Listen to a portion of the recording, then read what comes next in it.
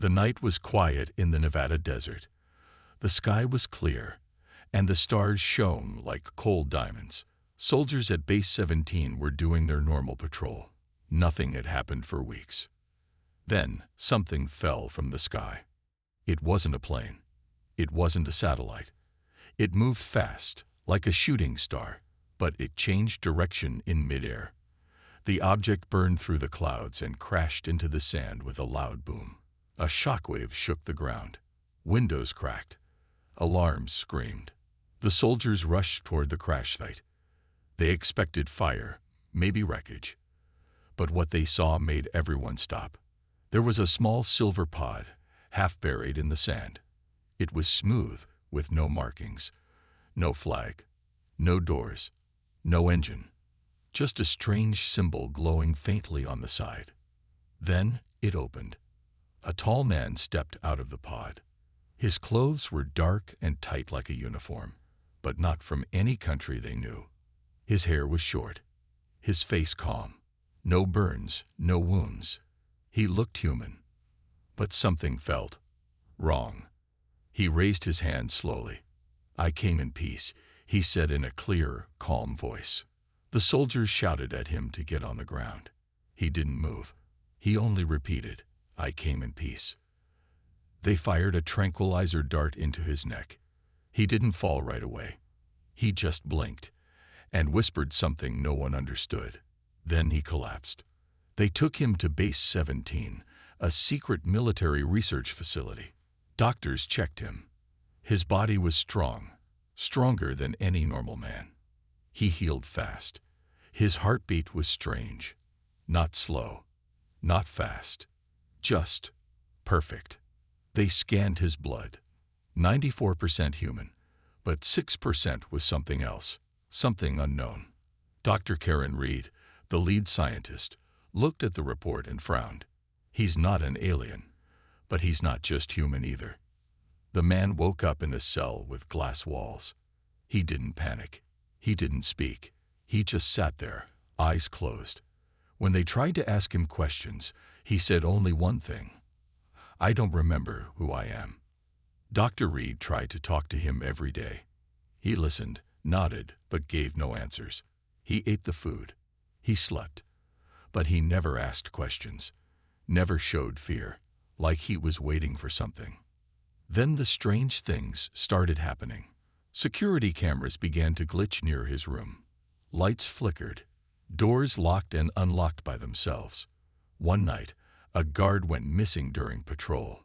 They checked the camera. At 2:47 a.m., the man walked out of his cell. The door opened by itself. He walked down the hall, calm and slow. The cameras followed him, but no one saw him leave the room. He walked into a restricted area, then disappeared. The next frame showed him back in his cell. The guard who vanished was never found. Dr. Reed called an emergency meeting with General West. "We need to move him," the general said. "He's dangerous." "He hasn't hurt anyone," Dr. Reed replied. "He's not attacking, but he's doing something." "Or waiting for orders," the general growled. "This could be a weapon, a sleeper agent." Dr. Reed shook her head. "I don't think he even knows what he is." The general didn't care. He ordered a full scan of the facility and a lockdown. That night, Dr. Reed stayed late. She watched him through the glass wall. He was standing now, hands behind his back, staring at the camera. Then he spoke. "I remember something." She sat up. "What do you remember?" "A world burning. Not Earth. A planet. Screaming. Metal falling from the sky." He looked at her. His eyes were glowing faint blue. "I wasn't born," he said. "I was made." Dr. Reed's heart pounded. Made? For what? He turned toward the wall, and for the first time, he looked afraid. "I came in peace, but something is waking up inside me." Suddenly, every light in the room turned off. Power died. The emergency lights kicked in, red, flashing. Doors opened across the base. Soldiers ran through the halls. Sirens screamed.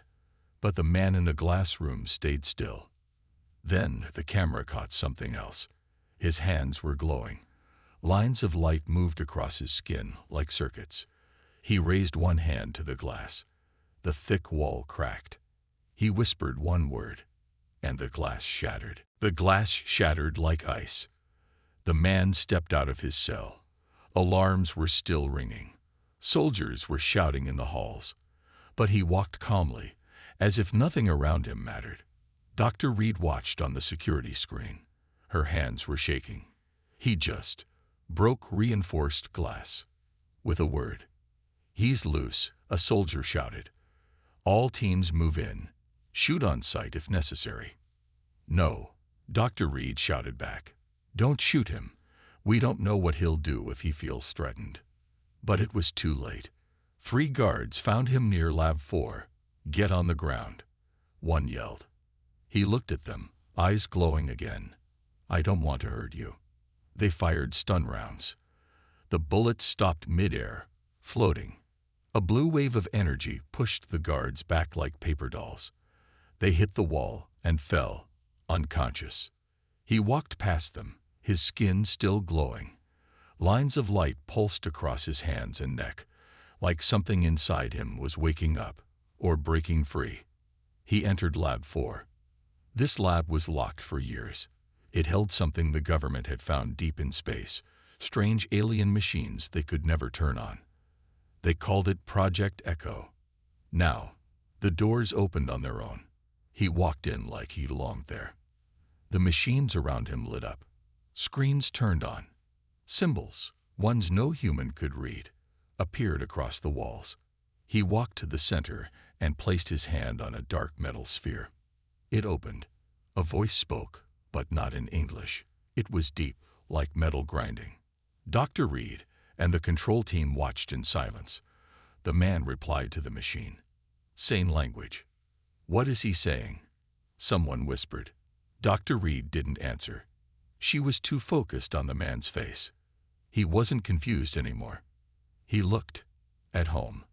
Later, the general stormed into the lab with a squad of armed men. The man stood there, calm, surrounded by glowing machines. "Step away from the tech," the general barked. Now, the man didn't move. The general raised his weapon. "Last warning." Finally, the man spoke. "I didn't come here to fight, but you are waking things you do not understand."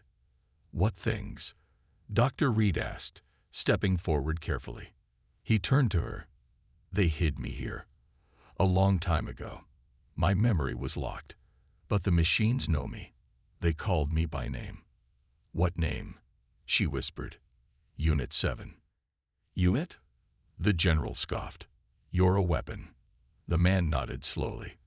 "I was created to stop something worse. Something that destroys entire planets." "Who made you?" "I don't know. Not yet. But I remember. Screams, fire, metal cities falling from the sky. My team. 6 others like me. I think they're gone. I may be the last." "Why here?" Dr. Reed asked. "Why Earth?" He looked at her, sadness in his eyes. "Because Earth is next." The general didn't believe him.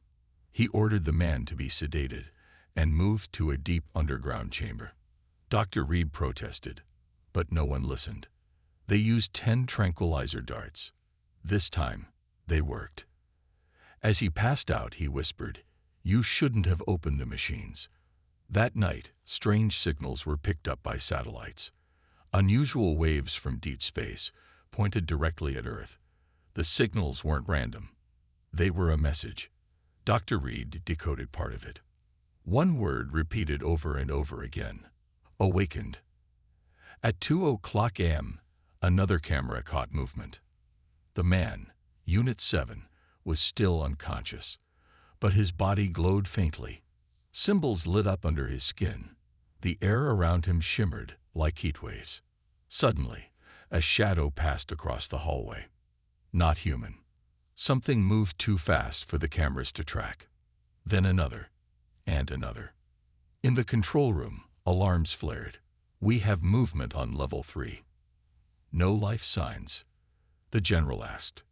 No, the technician replied. They don't show on sensors, but they're inside. Then the power died again. Red emergency lights came on. Gunfire echoed down the hall. Screams followed. Dr. Reed ran to the chamber. The glass cell was cracked again, from the inside. And Unit 7 was gone. Only 4 glowing words were burned into the wall. They are already here. The base was no longer safe. Red lights flashed. Gunfire echoed through the lower levels. Smoke filled the halls. Something had entered the facility, and it wasn't human. Dr. Karen Reed ran through the corridor, holding a flashlight and a tablet. She could hear the screams, then silence. The radios were full of static. She tried to contact the general. No answer. Her tablet beeped. One camera feed was still active. Level -5. The oldest part of the base. A place that had been sealed for years. And there on the screen was him, Unit 7. He was awake again, standing in the dark. Not afraid. Waiting. She took the elevator down. The emergency lights barely worked. Pipes hissed. Doors were open that should have been locked. She reached level -5 and stepped out slowly. The hall felt heavy, like something was watching. Then she saw him. He stood near a large metal door, ancient and rusted. It had no key, no handle, just a symbol carved into it. The same one that had been glowing on his pod when he crashed. "You found it," she said softly. "I didn't," he replied. "It called me." The door slid open with a loud groan. Behind it was a hidden chamber. Inside were machines older than anything humans had built. Giant coils, floating orbs, a glowing map of the stars. He walked to the center. His body glowed again. The machines lit up, responding to him. "What is this place?" Dr. Reed asked. "A vault," he said. "One of many. Your people found it decades ago, but they never understood it. So they locked it away." "Was it built by the ones who made you?" "Yes, they built me. To protect planets like Earth. To sleep inside them until danger came." "What danger?" He looked at the star map. One point was blinking red. "They're coming." Back in the command room, the general watched feeds from the top levels. The intruders were not soldiers. They were tall, thin, almost invisible in the light. They moved fast, like shadows with sharp claws. And they weren't attacking the facility itself. They were looking for him. "Target is the asset," the general said. "All units fall back to level -5. Protect the weapon at all costs." Dr. Reed stood beside Unit 7 in the vault. "You said there were others," she asked. "Other weapons like you." "There were 7 of us," he said. "I was the last deployed. My team fought the invaders on another world, and failed." He looked down at his glowing hand. "My creators sent me here as a last hope. They erased my memory, to protect me. I was never meant to wake unless Earth was in danger. But you did wake," she said, "because someone opened the machines." Suddenly, the chamber shook. One of the shadow creatures had found them. It rushed in with impossible speed. Black, thin, and silent. Unit 7 raised his hand. Light shot out from his palm. The shadow hissed and twisted in pain. Trying to escape, it shattered into dust. More were coming. He looked at Dr. Reed. "You need to leave." "I'm not leaving you. You're not safe here. Neither are you." He paused, then placed something in her hand. A small metallic cube, pulsing with light. "This is a key. If I fall, you must use it." "What does it unlock?" He looked back at the machines. "The rest of me." Soldiers reached level -5 and formed a line around the vault. But it wasn't enough. The shadows came in waves, silent, fast, deadly. Unit 7 moved through them like lightning. He didn't just fight, he adapted. For every strike they made, he countered faster. His body glowed brighter. His eyes burned white. But it was costing him. He staggered. Sparks flew from his chest. His breath grew heavier. Dr. Reed screamed, "Fall back. He can't hold them all." The general refused. "He's the weapon. Let him do his job." Then, everything stopped. A deep sound filled the air. Not a voice, but a signal. All the shadows froze. They backed away slowly and disappeared into the walls. Gone. Unit 7 fell to one knee. His chest flickered. "They're not gone," he said. "They were only scouts, testing the defenses." Dr. Reed asked, "What were they looking for?" He looked at her. "Me." On the screen behind them, the star map changed. New red signals appeared, more than before. "An army," he whispered. "They know I'm awake. The real invasion is coming." The general turned pale. Dr. Reed asked, "How much time do we have?" Unit 7 stood, the lights in his body dim but steady. Not enough. Smoke covered the desert as emergency lights blinked across the damaged base. Underground, the last survivors regrouped. Unit 7 sat quietly in the main vault. His energy was low. The glowing lines on his skin had dimmed, but his mind was clear now. He remembered everything. Dr. Karen Reed stood beside him. Her hand still held the small metal cube he gave her. "The shadows stopped attacking," she said. "Why?" "They found what they wanted," he replied. "Me. They were testing your limits." He nodded. "And I failed. I'm not strong enough alone. Not yet." The general, bruised but still in command, entered the vault. He didn't look angry anymore, just tired. "Tell me the truth," he said. "Is Earth about to fall?" Unit 7 stood. "Not yet, but if we do nothing, yes." "Then give us weapons. Give us something to fight with." "I wasn't sent to give weapons," he said. "I am the weapon." He walked to the center of the vault. Machines lit up again as he passed. He placed his palm on a circular panel. Lights shot across the floor. The ceiling opened to reveal a second chamber, one even older. Inside were 7 tall glass pillars. 6 were empty. 1 was full. A body floated inside it. Another like him. Female. "This is Unit 4, he said. "A last survivor besides me. The others, they were destroyed long ago." Dr. Reed stared at the sleeping figure. "She's alive." "Barely," he said. "But I can wake her." "Then do it," said the general. "We need her." Unit 7 took a deep breath. "Once I start the awakening protocol, there's no turning back." "What does that mean?" Dr. Reed asked. He looked at the old machines. "It means Earth becomes a battlefield." He turned to the cube in her hand, placed the key on the center pedestal. She hesitated, then walked forward and placed the cube. It sank into the slot. The vault came alive. Pillars of light rose from the floor. The machines hummed. The symbols on the walls glowed bright blue. The glass chamber holding Unit 4 hissed and opened. The woman inside fell forward, caught by Unit 7. Her body glowed faintly. Her eyes opened. At first, she didn't speak. Then one word escaped her lips. "Protocol." "Yes," he said. "It's time." Dr. Reed stepped forward. "Can she talk?" "I can." The woman said softly, "My memory is returning." She looked at the humans. "You woke us. Why?" Unit 7 explained. "The shadows are here. The old enemy survived. Earth is next." Unit 4 placed her hand on the glowing wall.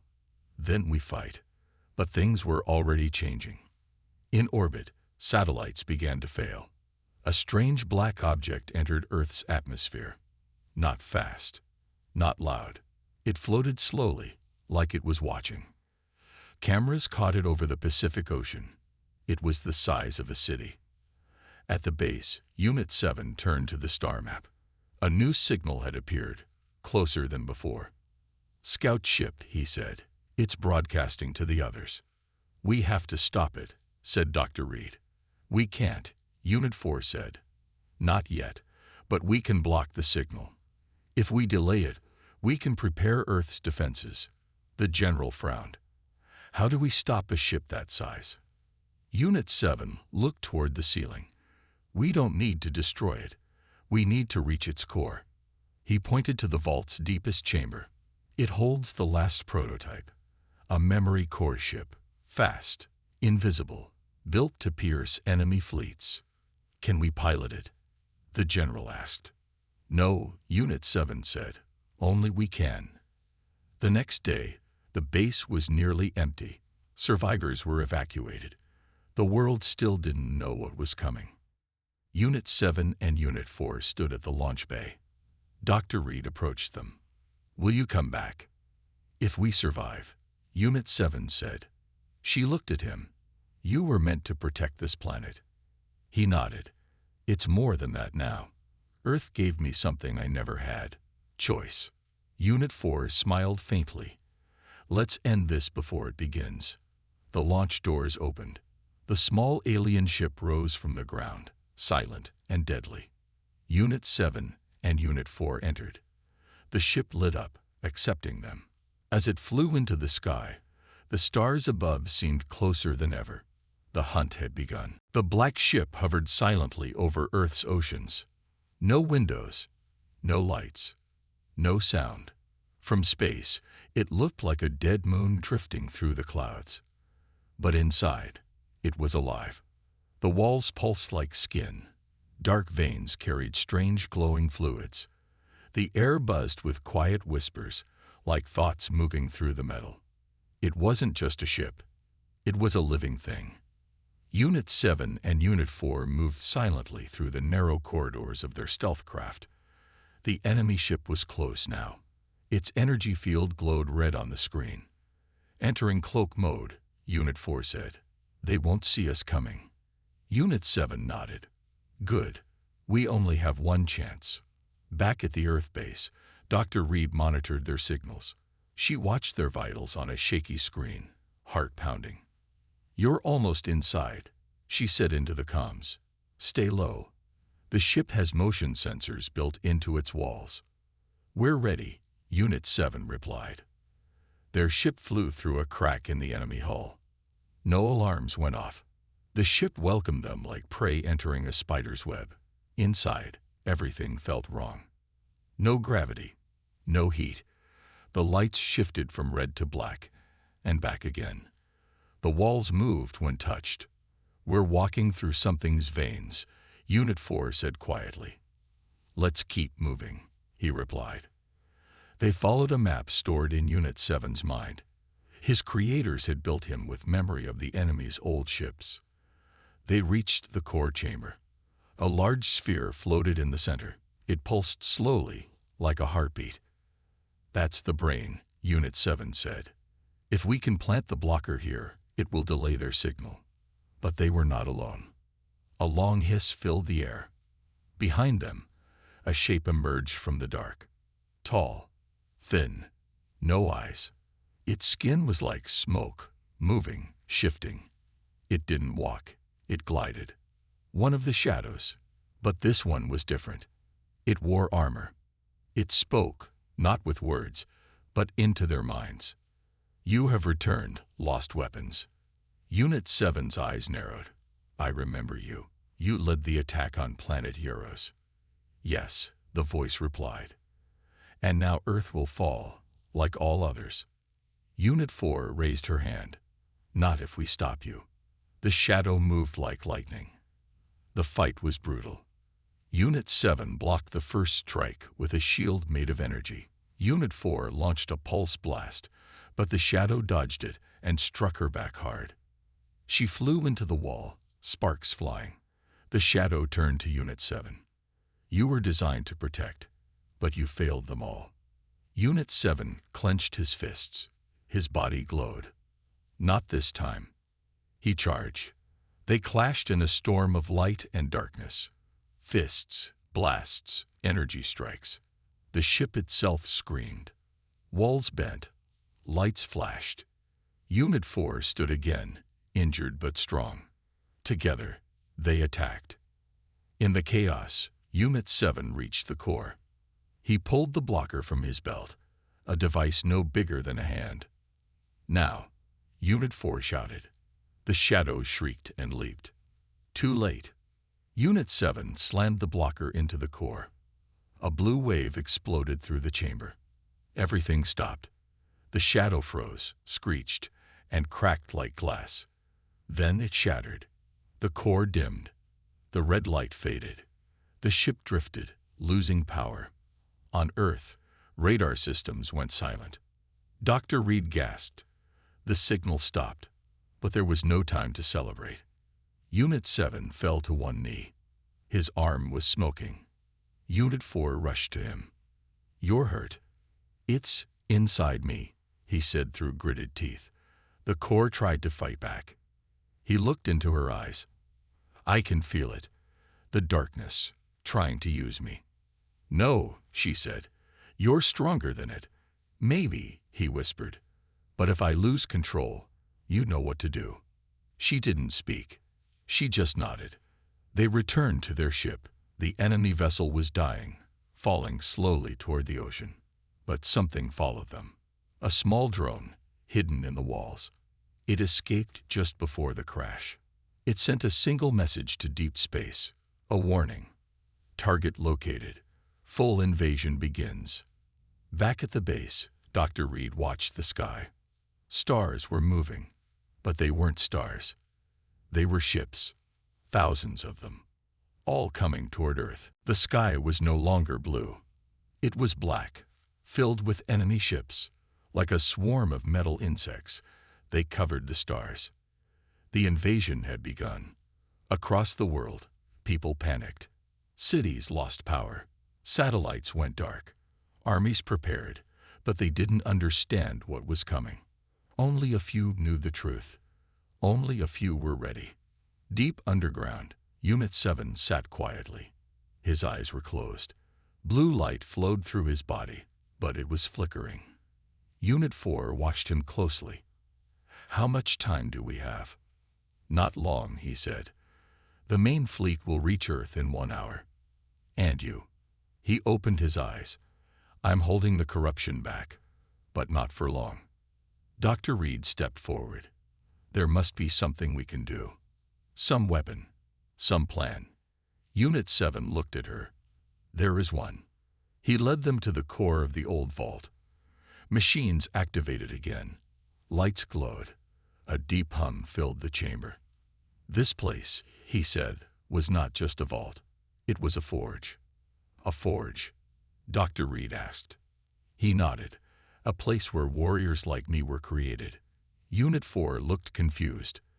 "The forge was destroyed long ago." "Not this one," he said. "My creators built a secret copy, hidden here, on Earth." "What does it do?" asked the general, who had just entered the room. "It merges the weapon with the planet itself." There was silence. Dr. Reed asked, "You're saying you would become part of Earth?" "More than that," he said. "If I enter the core, I can spread my energy across the planet. Create a shield strong enough to hold the fleet back." "But you'll be gone," she said softly. He looked at her. "I was never meant to survive. I was meant to protect." The forge opened. A glowing pool of light waited in the center. It hummed with ancient power. Unit 7 stepped forward. "Wait," Unit 4 said. "Let me help." "You already have," he said. "You gave me hope." She looked at him one last time. "You're not just a weapon." "No," he said. "I'm something new now." He turned to Dr. Reed. "Thank you for waking me." Then he stepped into the light. The ground shook. Winds howled across the desert. The sky turned bright. Across the globe, people looked up and saw a giant blue shield form in the sky, stretching over continents like a dome of light. Enemy ships crashed into it, exploded, fell, but more kept coming. In orbit, the enemy fleet regrouped. They launched a single massive weapon, a dark spear glowing with red fire. It fell toward Earth like a meteor. The shield cracked. In the forge, Unit 7 screamed. His body began to break apart, turning into pure energy. "I need more," he said. His voice echoed across the planet. Then something unexpected happened. People across the world felt something. A pulse, a memory, a connection. They remembered his voice, his light, his fight, and they believed in him. The forge glowed brighter. The shield grew stronger. The enemy weapon hit. A flash of red fire. But it bounced off. The shield held. Earth was safe. Above, the enemy ships paused. Their leader, a larger shadow, taller than any other, stepped forward inside the command ship. "Impossible," it whispered. Then it gave the order. "Retreat." The black swarm vanished into deep space. Back on Earth, the shield slowly faded. The skies cleared. The stars returned. But the forge was quiet. No sound. No movement. Dr. Reed fell to her knees. "Is he gone?" Unit 4 placed a hand on her shoulder. "He's not gone. He's everywhere now. In the skies. In the machines. In us." Days passed. Then weeks. People rebuilt. Earth remembered the light that saved them. And in the quiet corners of the world, machines began to glow blue again. Unit 7 had left something behind. A spark. A message. A warning. Protect this world. Always.